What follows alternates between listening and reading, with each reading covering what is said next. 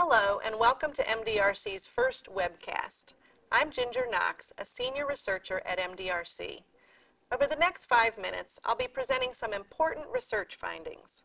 They answer a major question that's been asked ever since employment programs for welfare recipients were first introduced in the 1970s. The question is, how are children affected by welfare programs that aim to move their parents, mostly single mothers, into work? To answer this question, my colleagues and I, both within and outside of MDRC, have looked at studies of 16 welfare and employment programs across the U.S. and Canada that were first implemented during the early 1990s.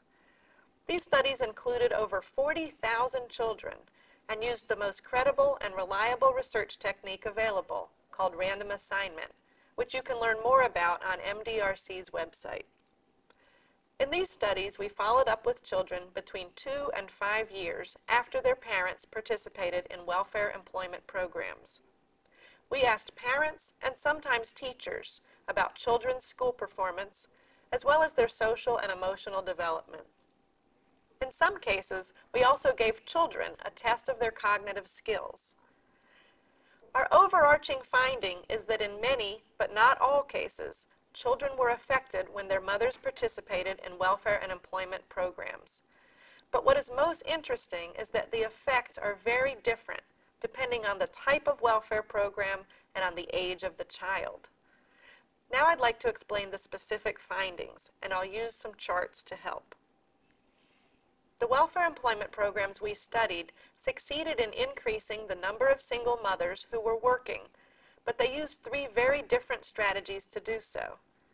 These included mandatory employment services, which required that a single mother on welfare look for work or participate in education or training programs, time limits on welfare use, and earning supplement programs, which provided extra family income to single mothers who went to work in low-wage jobs.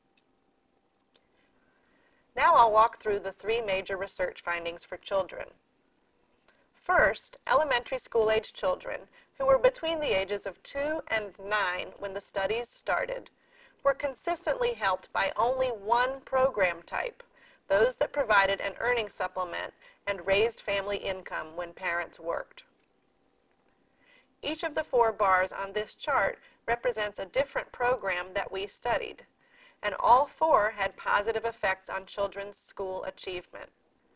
In general, the size of these effects was comparable to raising these children from the 25th to the 30th percentile on a standardized test score. This may not seem large, but it does show that increasing income when single moms go to work can actually help low-income children do better in school in the early elementary years. Second, when parents participated in welfare employment programs that did not increase family income, we did not see these same positive effects for children.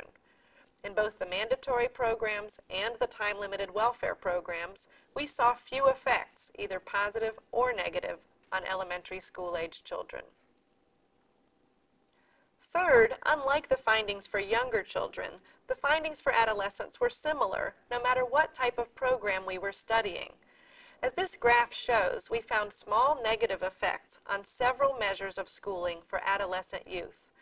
This chart is showing the effects on adolescents averaged across all the programs we studied, rather than for each individual program, as we showed you for the younger children.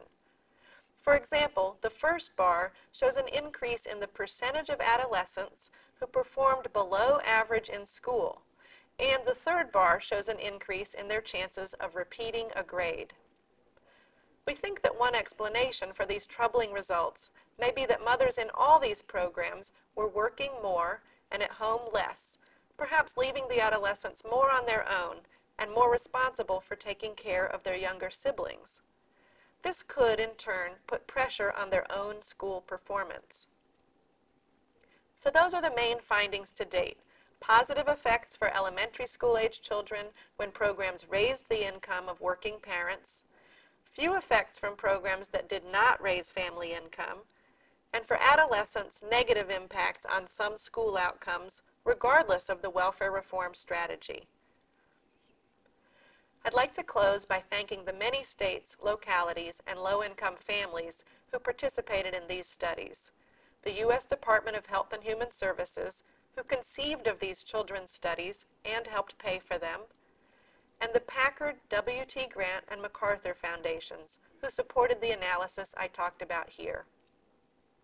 Of course, this is not the whole story about the effects of welfare reform on children. Please check the Next Generation page of MDRC's website for more information. We'll be posting new findings as they become available. Thank you very much.